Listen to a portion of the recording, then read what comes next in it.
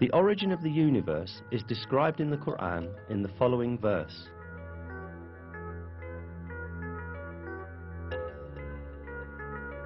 He is the originator of the heavens and the earth. This information given in the Quran is in full agreement with the findings of contemporary science. The conclusion that astrophysics has reached today is that the entire universe, together with the dimensions of matter and time, came into existence as a result of a great explosion that occurred in no time. This event, known as the Big Bang, produced the entire universe about 15 billion years ago, creating it from nothingness as a result of the explosion of a single point. Modern scientific circles are in agreement that the Big Bang is the only rational and provable explanation of the beginning of the universe and of how the universe came into being. Before the Big Bang, there was no such thing as matter. From a condition of non-existence in which neither matter nor energy nor even time existed, and which can only be defined metaphysically, matter, energy and time were all created. This fact, only recently discovered by modern physics, was announced to us in the Quran 1,400 years ago.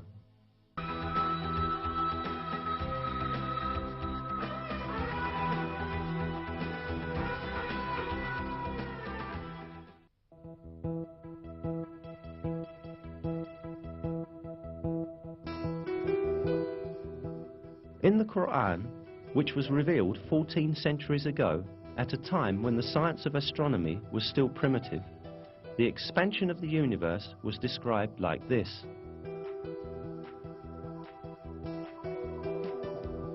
And it is we who have constructed the heaven with might, and verily it is we who are steadily expanding it.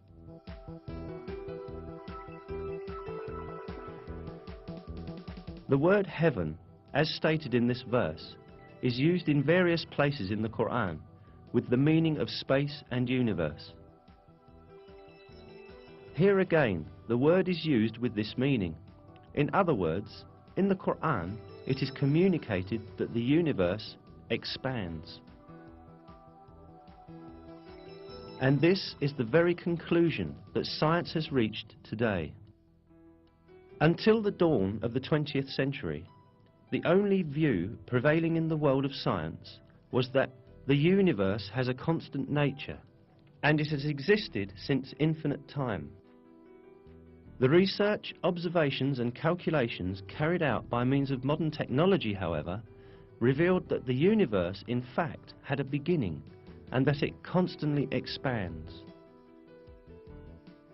At the beginning of the 20th century, the Russian physicist Alexander Friedmann and the Belgian cosmologist Georges Lemaitre theoretically calculated that the universe is in constant motion and that it is expanding. This fact was proved also by observational data in 1929. While observing the sky with a telescope, Edwin Hubble, the American astronomer, discovered that the stars and galaxies were constantly moving away from each other.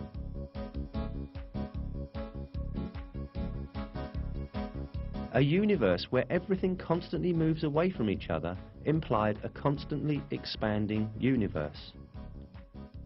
The observations carried out in the following years verified that the universe constantly expands. This fact was explained in the Quran when it was yet unknown by anyone. This is because the Quran is the word of God, the Creator, and the ruler of the entire universe.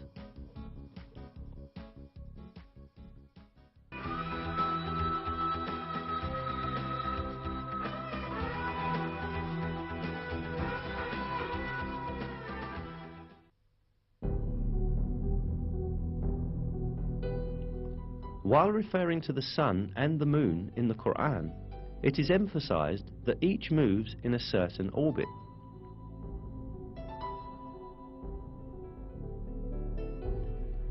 It is He who created the night and the day, and the sun and the moon. They swim along, each in an orbit.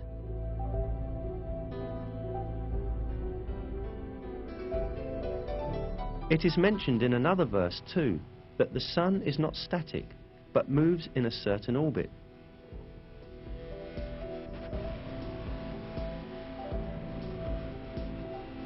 And the sun runs to its resting place. That is the decree of the Almighty, the All-Knowing.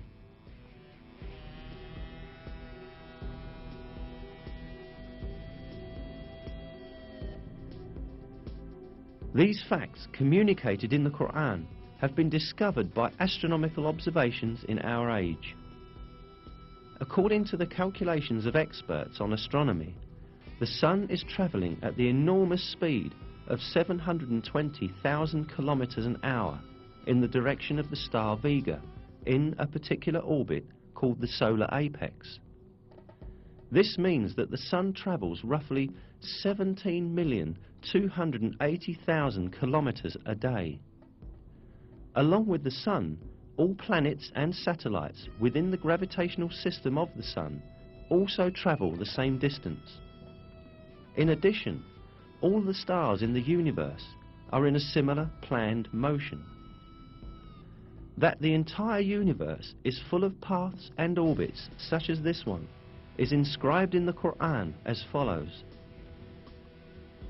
by the sky full of paths and orbits.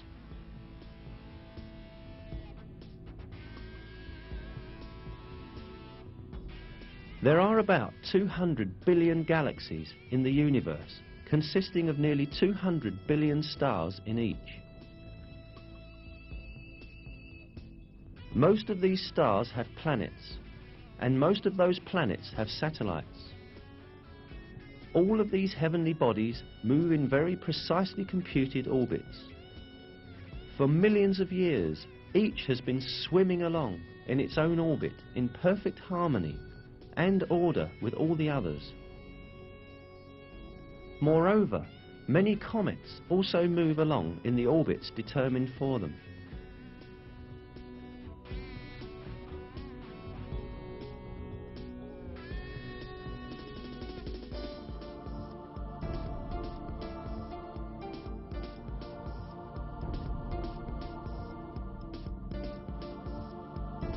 The orbits in the universe do not only belong to celestial bodies. The galaxies also travel at enormous speeds in computed, planned orbits. During these movements, none of these celestial bodies cut across another's path or collide with another.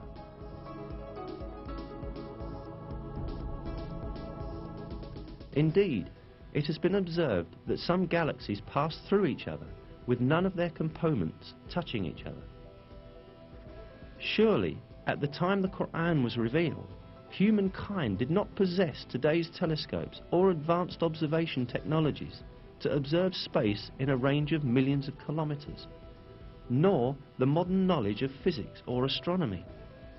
Therefore, at that time, it was not possible to determine scientifically that space is full of paths and orbits, as stated in the verse. However, this was openly declared to us in the Quran that was revealed at that time, because the Quran is the Word of God.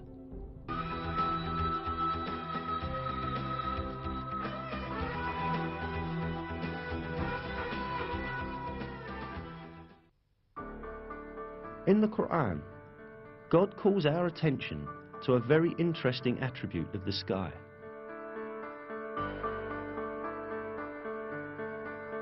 We made the sky a preserved and protected roof, yet still they turn away from our signs.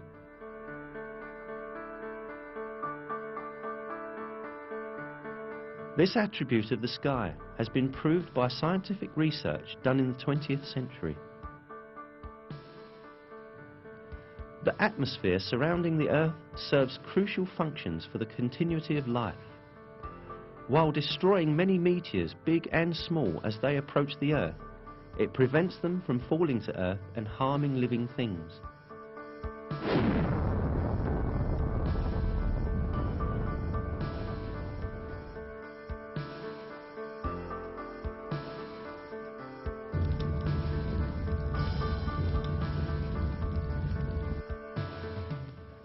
In addition, the atmosphere filters the light rays coming from space that are harmful to living beings. Interestingly, the atmosphere lets only harmless and useful rays, visible light, near ultraviolet light, and radio waves pass through. All of this radiation is vital for life. Near ultraviolet rays, which are only partially let in by the atmosphere, are very important for the photosynthesis of plants and for the survival of all living beings. The majority of the intensive ultraviolet rays emitted from the sun are filtered out by the ozone layer of the atmosphere, and only a limited and essential part of the ultraviolet spectrum reaches the Earth.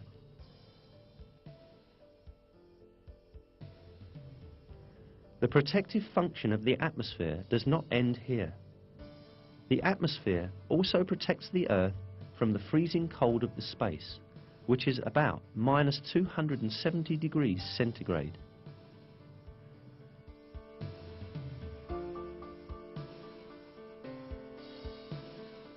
It is not only the atmosphere that protects the Earth from harmful effects. In addition to the atmosphere, the Van Allen belt, a layer caused by the magnetic field of the Earth, also serves as a shield against the harmful radiation that threatens our planet.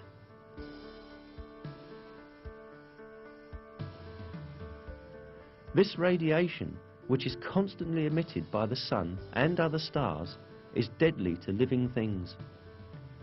If the Van Allen belt did not exist, the massive outbursts of energy called solar flares that occur frequently in the sun would destroy all life on Earth.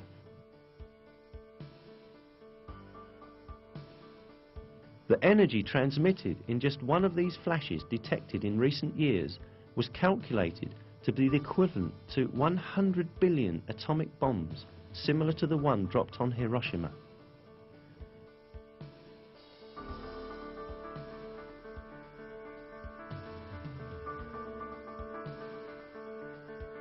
"58 hours after the flash, it was observed that the magnetic needles of compasses displayed unusual movement, and 250 kilometers above the Earth's atmosphere, the temperature suddenly increased to 2,500 degrees Celsius. In short, a perfect system is at work high above the Earth. It surrounds our world and protects it against external threats. Scientists only learned about it recently, yet centuries ago we were informed in the Quran about the world's atmosphere functioning as a protective shield.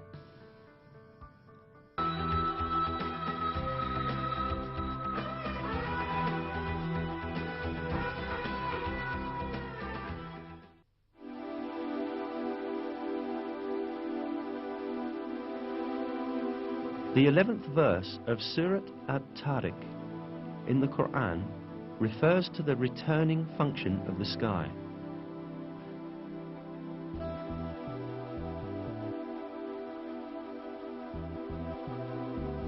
By heaven with its cyclical systems.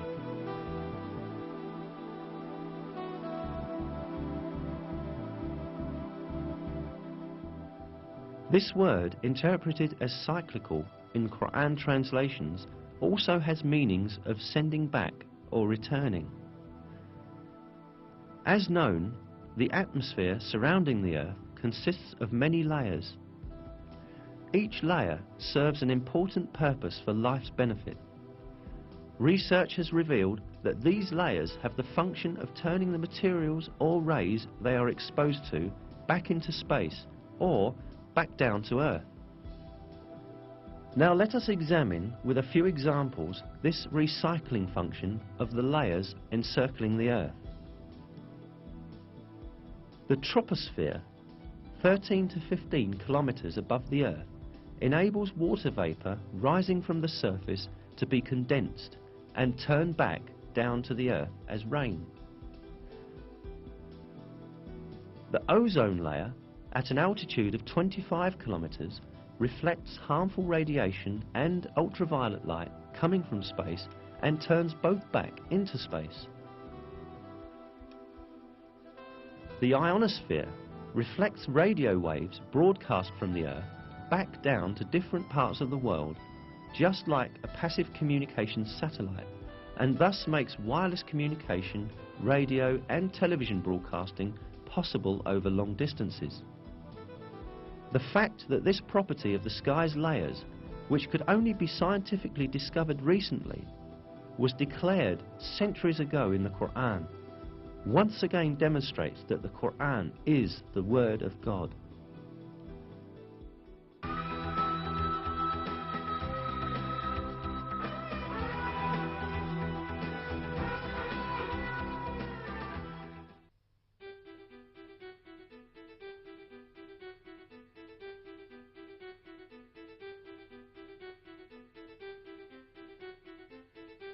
One fact about the universe revealed in the verses of the Quran is that the sky is made up of 7 layers.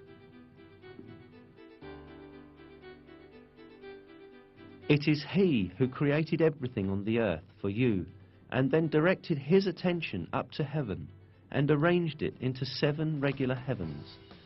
He has knowledge of all things. Then He turned to heaven when it was smoke. In 2 days He determined them as 7 heavens and revealed in every heaven its own mandate. The word heavens, which appears in many verses in the Quran, is used to refer to the sky of the earth as well as the entire universe. Given this meaning of the word, it is seen that the Earth's sky, or the atmosphere, is made up of 7 layers. Indeed, today it is known that the world's atmosphere consists of different layers that lie on top of each other. Furthermore, it consists, just as is described in the Quran, exactly of 7 layers. In a scientific source, the subject is described as follows. Scientists have found that the atmosphere consists of several layers. The layers differ in such physical properties as pressure and the types of gases. The layer of the atmosphere closest to Earth is called the troposphere. It contains around 90% of the total mass of the atmosphere. The layer above the troposphere is called the stratosphere. The ozone layer is part of the stratosphere, where absorption of ultraviolet rays occurs. The layer above the stratosphere is called the mesosphere. The thermosphere lies above the mesosphere. The ionized gases form a layer within the thermosphere called the ionosphere. The outermost part of Earth's atmosphere extends from about 480 kilometers out to 960 kilometers. This part is called the exosphere.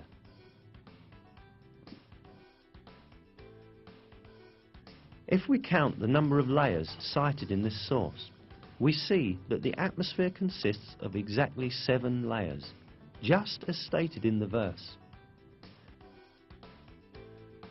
It is a great miracle that these facts, which could not possibly be discovered without the technology of the 20th century, were explicitly stated by the Quran 1,400 years ago.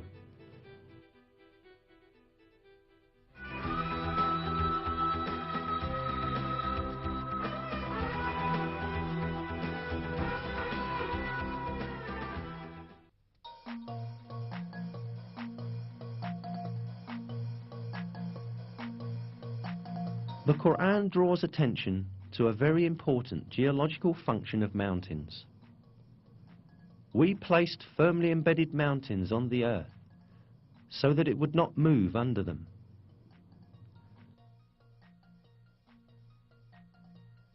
As noticed, it is stated in the verse that the mountains have the function of preventing shocks on the earth. This fact was not known by anyone at the time the Quran was revealed. It was in fact brought to light recently as a result of the findings of modern geology. According to these findings, mountains emerge as a result of the movements and collisions of massive plates forming the Earth's crust. When 2 plates collide, The stronger one slides under the other. The one on top bends and forms heights and mountains. The layer beneath proceeds under the ground and makes a deep extension downward. That means that mountains have a portion stretching downwards as large as their visible portion on the earth. In a scientific text, the structure of mountains is described as follows. Where continents are thicker, as in mountain ranges, the crust sinks deeper into the mantle. In a verse, this role of the mountains is pointed out through a comparison with pegs. Have we not made the earth as a bed, and the mountains its pegs?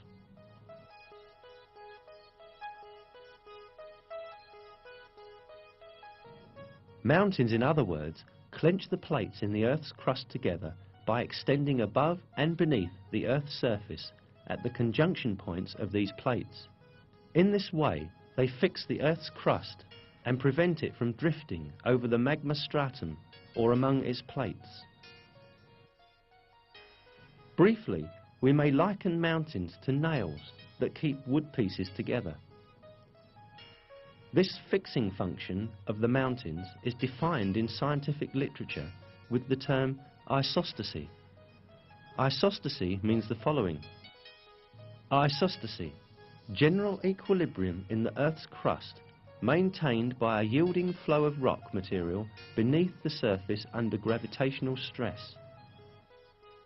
This vital role of mountains that was discovered by modern geology and seismic research was revealed in the Quran centuries ago as an example of the supreme wisdom in God's creation.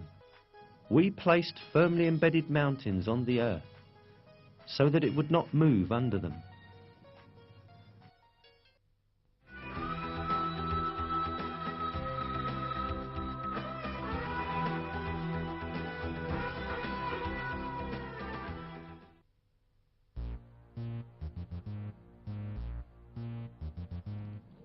In one of the verses, we are informed that the mountains are not motionless as they seem, but they are in constant motion.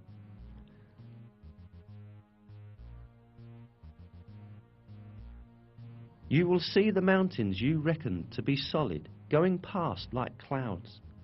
Such is the artistry of God, who disposes of all things in perfect order. Surely He is aware of what you do.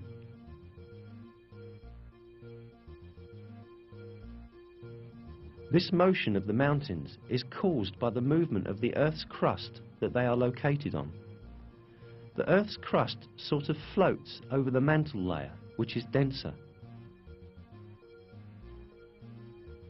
It was at the beginning of the 20th century when, for the first time in history, a German scientist by the name of Alfred Wegener proposed that the continents of the Earth had been attached together at the initial phases of the world, but then drifted in different directions and thus separated as they moved away from each other.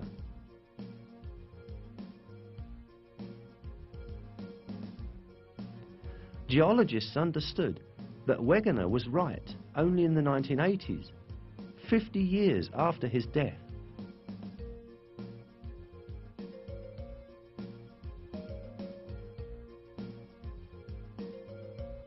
Discovered as a result of the geological research carried out at the beginning of the 20th century, this movement of the Earth's crust is explained by scientists as follows.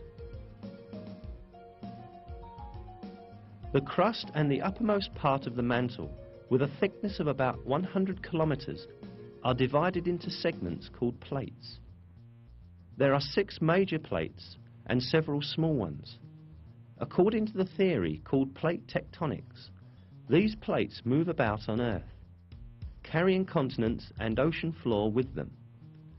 Continental motion has been measured at from 1 to 5 centimeters per year. As the plates continue to move about, this will produce a slow change in Earth's geography. Each year, for instance, the Atlantic Ocean becomes slightly wider. There is a very important point to be stated here. God has referred to the motion of mountains as a drifting action in the verse. Today, modern scientists also use the term continental drift for this motion. Unquestionably, it is one of the miracles of the Quran that this scientific fact, which has been recently discovered by science, was announced in the Quran.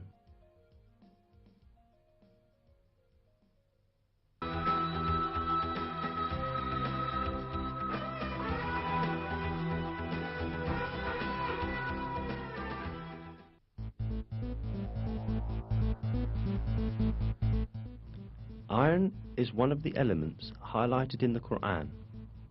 In Surat al-Hadid, meaning iron, we are informed,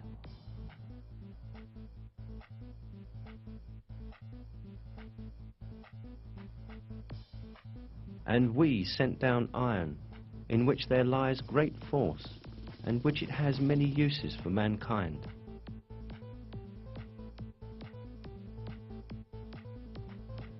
The word "sent down," particularly used for iron in the verse, could be thought of having a metaphorical meaning to explain that iron is given to the service of people.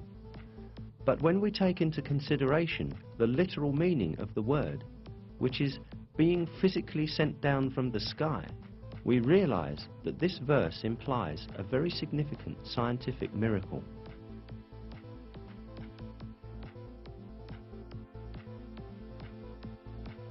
This is because modern astronomical findings have disclosed that the metal of iron found in our world has come down from giant stars in outer space.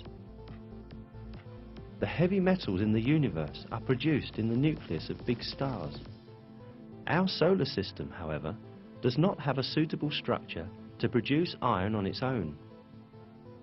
Iron can only be produced in much bigger stars than the Sun, where the temperature reaches a few 100 million degrees.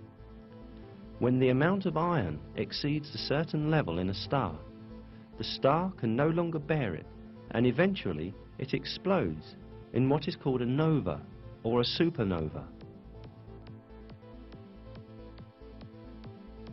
As a result of this explosion, meteors containing iron are scattered around the universe, and they move through the void until attracted by the gravitational force of a celestial body.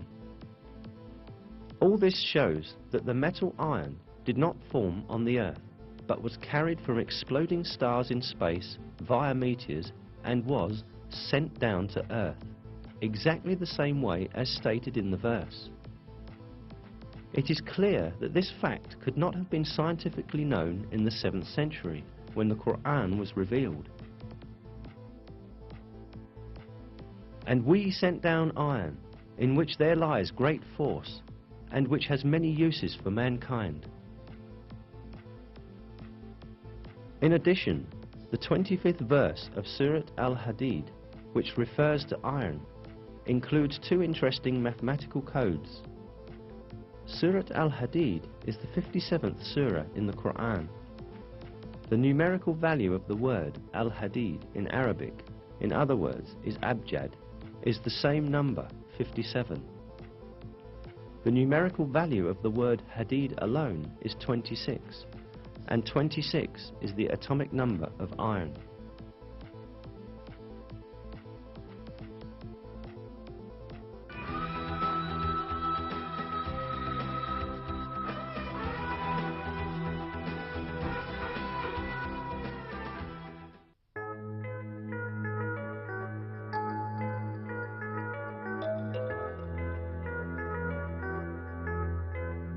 In a verse of the Quran, the fecundating characteristic of the winds and the formation of rain as a result are mentioned.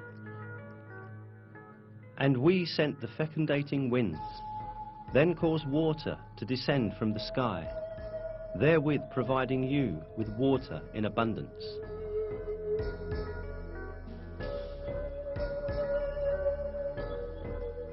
In this verse, it is pointed out that the first stage in the formation of rain is wind.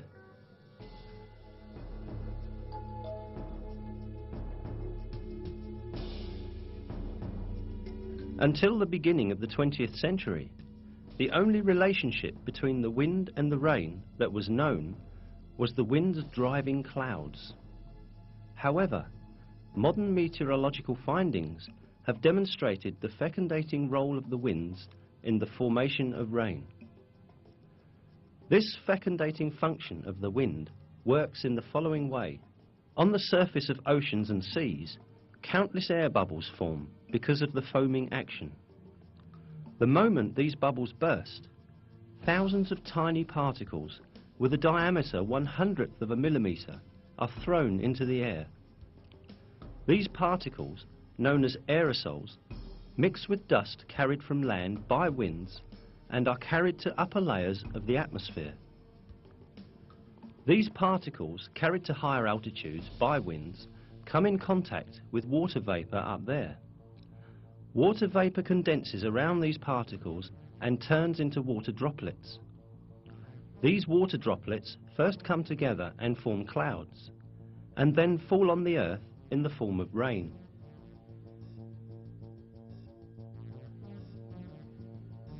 As seen, winds fecundate the water vapour floating in the air with the particles they carry from the sea, and eventually help the formation of rain clouds.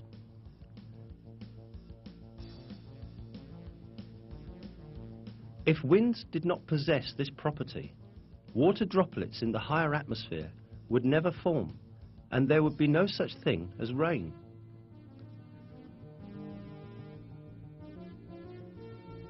The most important point here is that this critical role of the winds in the formation of rain was stated centuries ago in a verse of the Quran, at a time when people knew almost very little about natural phenomena.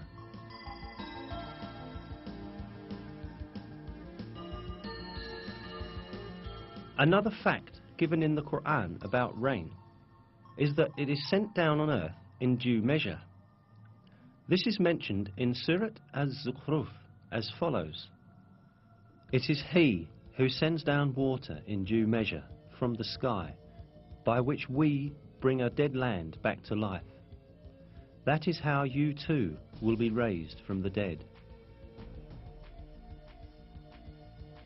This measure in rain has again been discovered by modern research. It is estimated that in 1 second, approximately 16 million tons of water evaporate from the earth. This figure amounts to 513 trillion tons of water in 1 year. This number is equal to the amount of rain that falls on the earth in 1 year. This means that water continuously circulates in a balanced cycle according to a measure.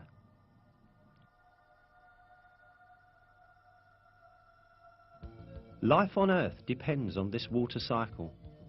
Even if people had used all the technology in the world, they would not be able to produce this cycle artificially.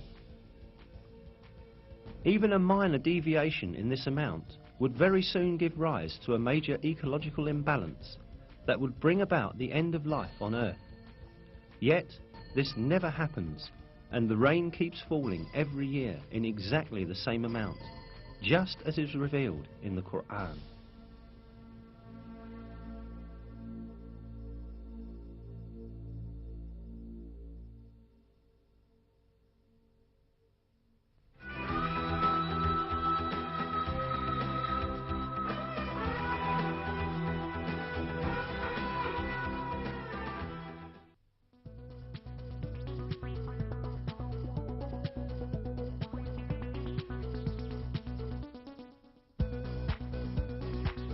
One of the properties of seas that was very recently discovered is related in a verse of the Quran as follows: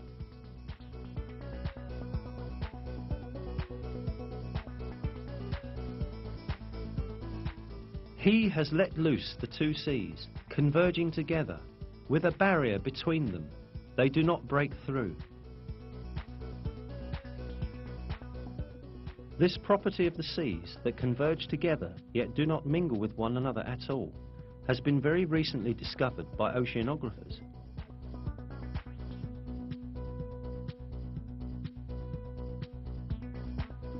Because of a physical force called the surface tension, the waters of neighbouring seas do not mix. Caused by the difference in the density of the seas, surface tension prevents the seas from mingling with one another, just as if a thin wall were between them. The interesting side of it is that during a period when people had no knowledge of physics, surface tension or oceanography, this was revealed in the Quran.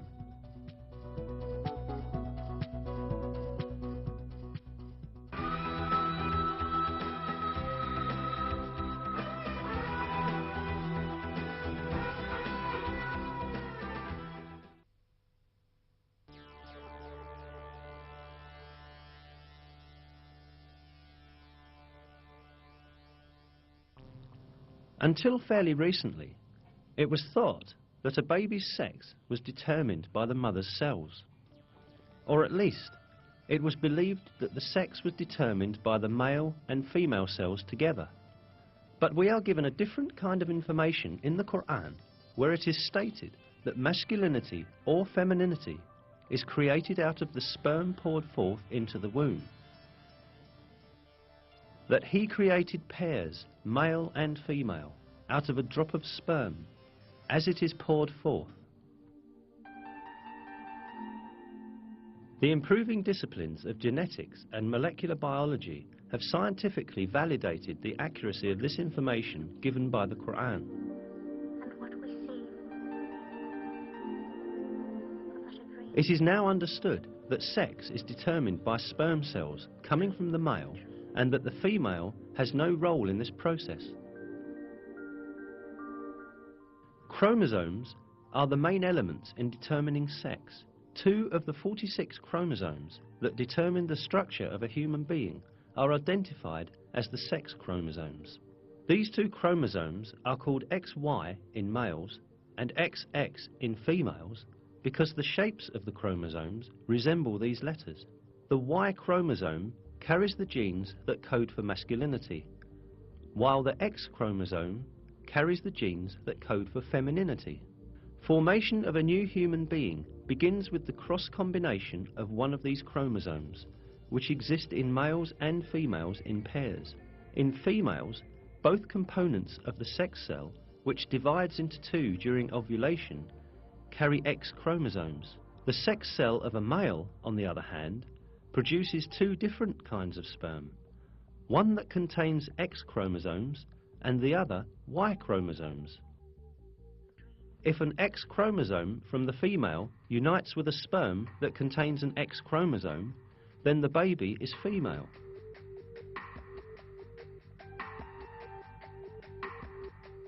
If it unites with the sperm that contains a Y chromosome, the baby is male.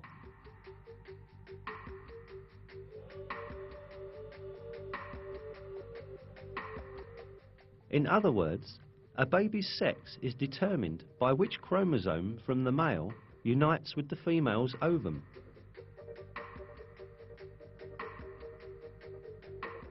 None of this was known until the discovery of genetics in the 20th century. Indeed, in many cultures, it was believed that a baby's sex was determined by the female's body. That was why women were blamed when they gave birth to girls. However, 13 centuries before human genes were discovered, the Quran revealed information that denies this superstition and referred to the origin of sex being not with women, but with the semen coming from men. If we keep on examining the facts announced to us in the Quran about the formation of people, we again encounter some very important scientific miracles. When the sperm of the male unites with the ovum of the female, the essence of the baby to be born is formed. This single cell, known as the zygote in biology, will instantly start to reproduce by dividing and eventually become a piece of flesh. The zygote, however, does not spend its developmental period in a void. It clings to the uterus just like roots that are firmly fixed to the earth by their tendrils.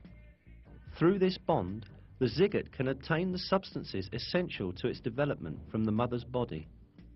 Here, at this point, a very significant miracle of the Quran is revealed. While referring to the zygote developing in the mother's womb, God uses the word alaq in the Quran.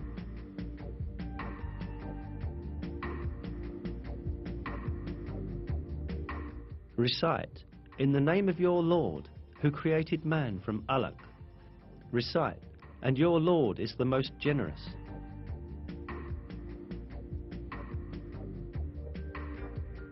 The meaning of the word alaq in Arabic is a thing that clings to some place.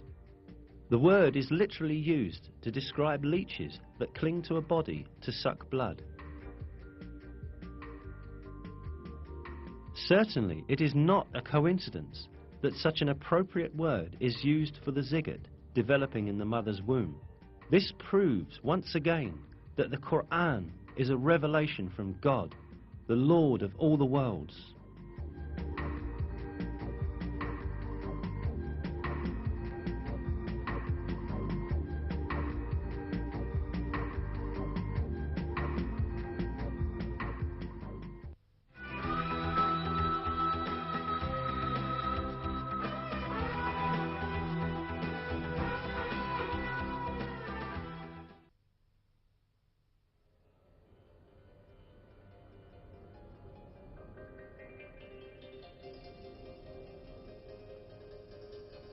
While it is told in the Quran that it is easy for God to bring man to life after death, the fingerprint of man is particularly emphasized.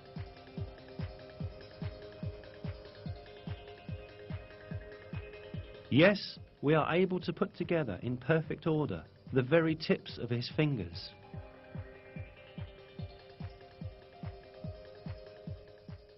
The emphasis on fingerprints has a very special meaning. This is because everyone's fingerprint is unique to himself. Every person who is alive or who has ever lived in this world has a set of unique fingerprints.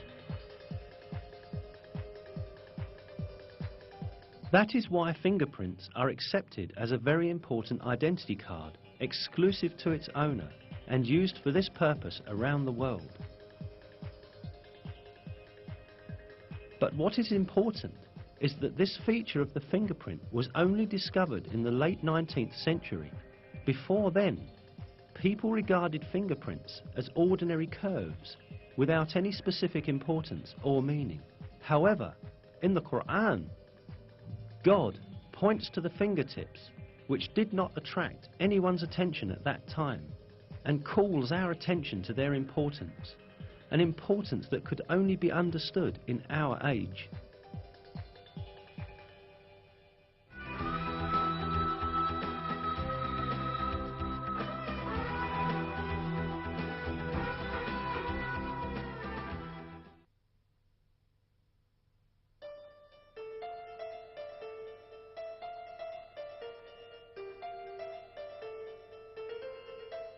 Another important aspect of the information mentioned in the verses of the Quran is the developmental stages of a human in the mother's womb.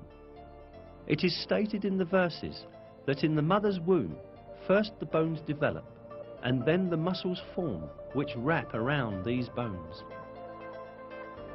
We then formed the drop into a clot, and formed the clot into a lump, and formed the lump into bones, and clothed the bones in flesh, and then brought him into being as another creature. Blessed be God, the best of creators.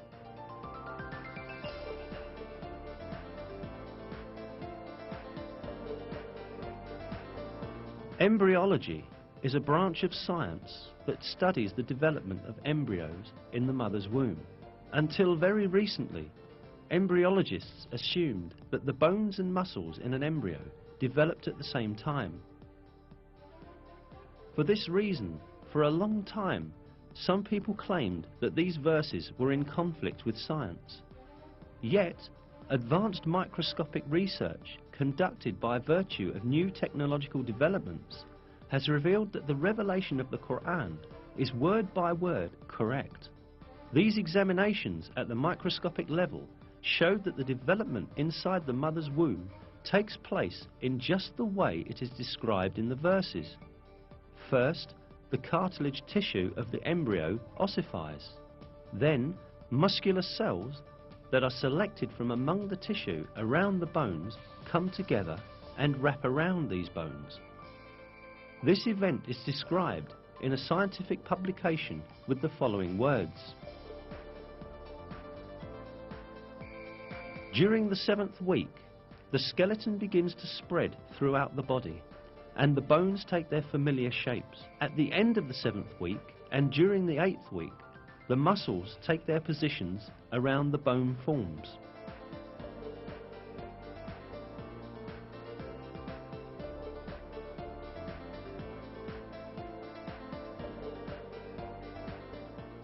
In short, man's developmental stages, as they are described in the Quran, are in perfect harmony with the findings of modern embryology.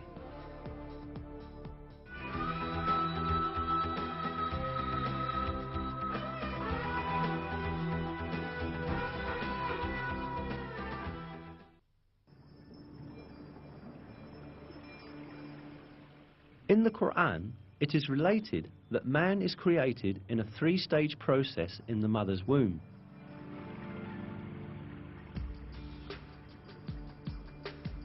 He creates you stage by stage in your mother's wombs in a 3-fold darkness. That is God, your Lord. Sovereignty is His. There is no God but Him. So what has made you deviate?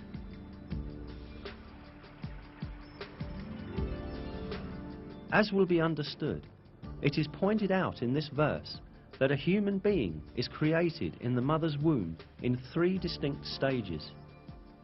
Indeed, modern biology has revealed that the baby's embryological development takes place in 3 distinct regions in the mother's womb.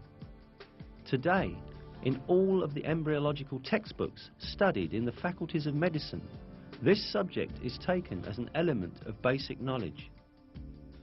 For instance, in basic human embryology, a fundamental reference text in the field of embryology, this fact is stated as follows. The life in the uterus has 3 stages: pre-embryonic, first 2.5 weeks, embryonic, until the end of the 8th week, and fetal, from the 8th week to labour. These phases refer to the different developmental stages of a baby. Information on the development in the mother's womb became available only after observations done with modern devices. Yet, just like many other scientific facts, these pieces of information are imparted in the verses of the Quran in a miraculous way. The fact that such detailed and accurate information was given in the Quran at a time when people had scarce information on medical matters is clear evidence that the Quran is not the word of man, but the word of God.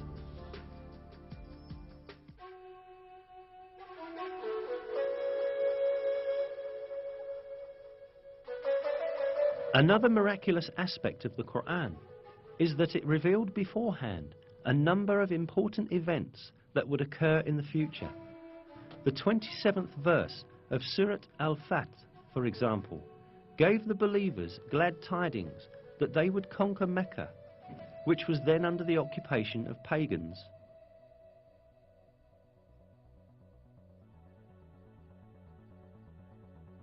God has confirmed His messenger's vision with truth. You will enter the Masjid al-Haram in safety, God willing, shaving your heads and cutting your hair without any fear. He knew what you did not know and ordained, in place of this, an imminent victory.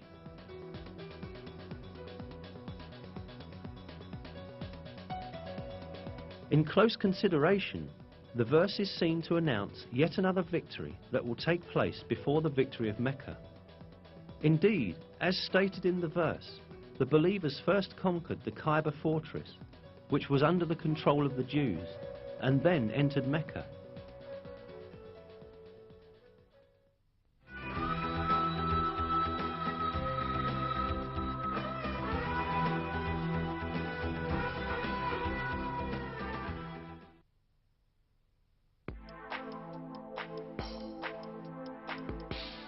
Another piece of news that the Quran gives about the future is found in the first verses of Surat Al-Rum.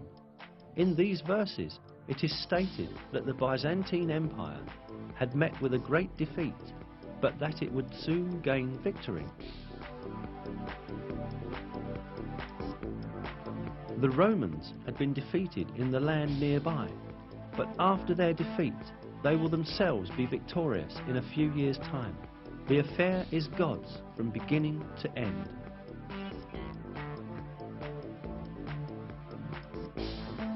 These verses were revealed around 620 CE, almost 7 years after the severe defeat of Christian Byzantium at the hands of the Persians, when the Byzantines lost Jerusalem.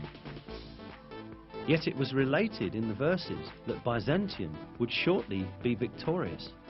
In fact, Byzantium had then suffered such heavy losses that it seemed impossible for it even to maintain its existence, let alone be victorious again. Not only the Persians, but also Avars, Slavs and Lombards posed serious threats to the Byzantine Empire. The Avars had come as far as the walls of Constantinople. The Byzantine Emperor Heraclius had ordered the gold and silver in churches to be melted and turned into money in order to meet the expenses of the army. Many governors had revolted against Emperor Heraclius, and the empire was on the point of collapse. Mesopotamia, Cilicia, Syria, Palestine, Egypt and Armenia, which earlier belonged to Byzantium, were invaded by the idolater Persians. In short, everyone was expecting the Byzantine Empire to be destroyed. But right at that moment, the first verses of Surat Al-Rum were revealed, announcing that Byzantium would gain triumph in a few years' time. Around 7 years after the revelation of the first verses of Surat Al-Rum, in December 627 CE, a decisive battle between Byzantium and Persian Empire was fought at Nineveh, and this time the Byzantine army surprisingly defeated the Persians.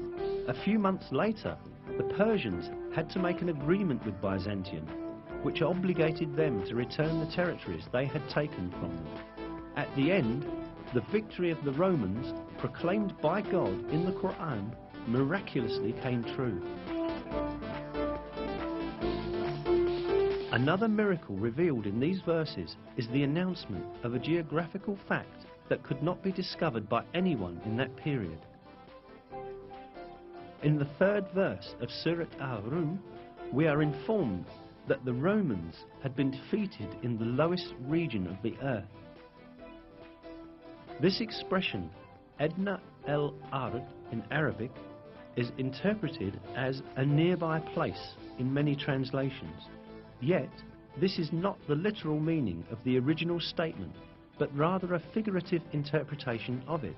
The word Edna in Arabic is derived from the word Deni, which means low, and Ard, which means world.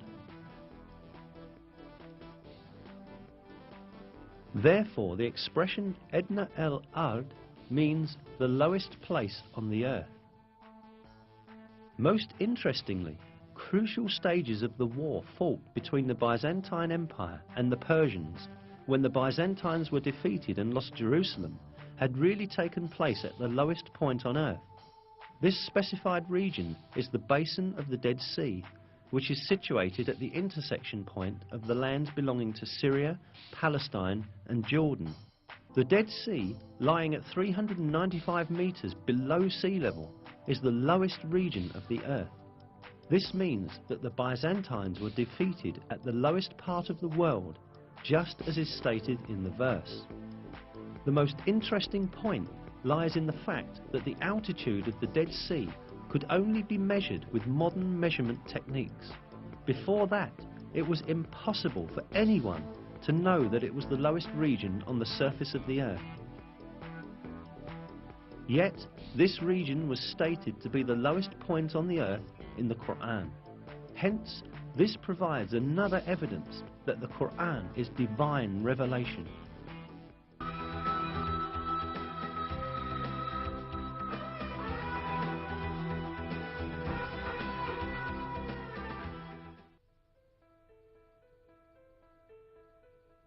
Apart from the miraculous characteristic of the Quran, which we have looked into so far, it also has a mathematical miracle. An example of this is the numbers of repetitions of some words in the Quran. Some related words are surprisingly repeated the same number of times. Below are such words and the numbers of their repetitions in the Quran. The word day is repeated 365 times in singular form, while its plural and dual forms, days, together are repeated 30 times. The number of repetitions of the word moon is 12. The word punishment is repeated 117 times, while the expression forgiveness, which is one of the basic principles of the Quran, is repeated exactly twice as many times. The number of times the words world and hereafter are repeated is also the same, 115.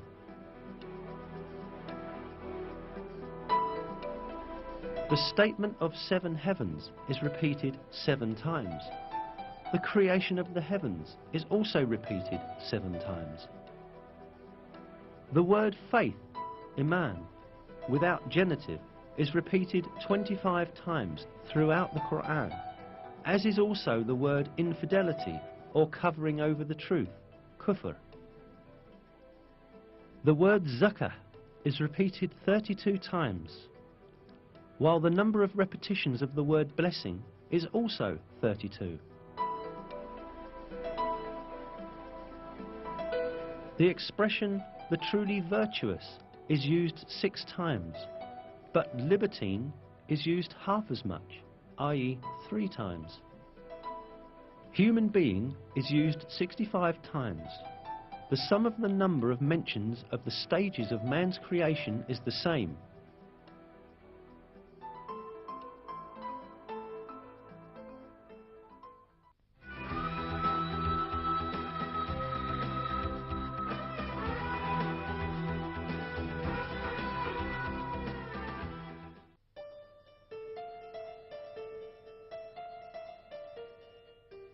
All that we have seen so far shows us an apparent fact.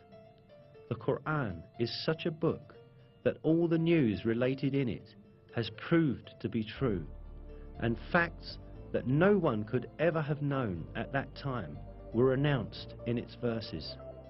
Certainly this provides clear evidence that the Quran is not the word of man. The Quran is the word of God, the originator of everything, and the Almighty, who encompasses everything with his knowledge. In a verse, God remarks on the Quran, "If it had been from other than God, they would have found many inconsistencies in it."